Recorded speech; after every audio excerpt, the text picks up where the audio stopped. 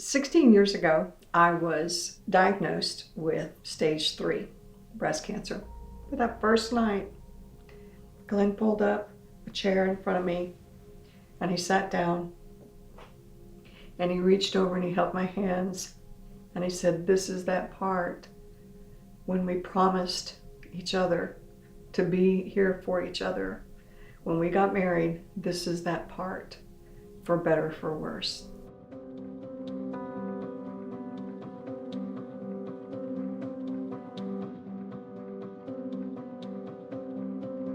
We had a spiritual mentor, his name was Billy Crane, who called us one night and said, "Come on, I want to take you out to dinner." And while we were at dinner, we knew that he was involved in prison ministry. And he said, you've had to spend all these months concentrating on yourselves, but that's not really who you are, because you guys are givers. It's time for you to come out of this and start giving out. And so he said, I'm signing you up to come into the Carol Vance unit, and you're going to start volunteering. And so we reluctantly agreed and said, okay, we'll give it a try. I'd never been in a prison before. I didn't really know what to expect. I'm as bald can be, because I'd lost my hair for the second time.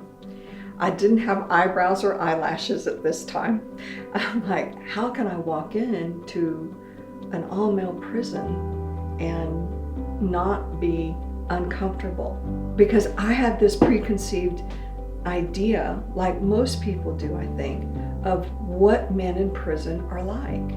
And these men weren't anything at all like what I thought. These men were kind and considerate and thoughtful and caring, and never ever once made me feel uncomfortable.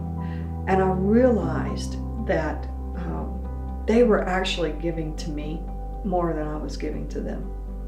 That's what it felt like to me, because there was a healing that began to take place in my heart, and the judgment of what people were like in prison began to just melt away. So we started with Group 23, and now 16 years later, Glenn is still leading the class. Then in 2016, I was asked to come in just to help as a volunteer, just to help out. And that turned into a part-time job with Prison Fellowship in their administration department. And then it turned into a full-time job. I love what the Lord has done. I love what He's continuing to do. It's been an amazing experience for me.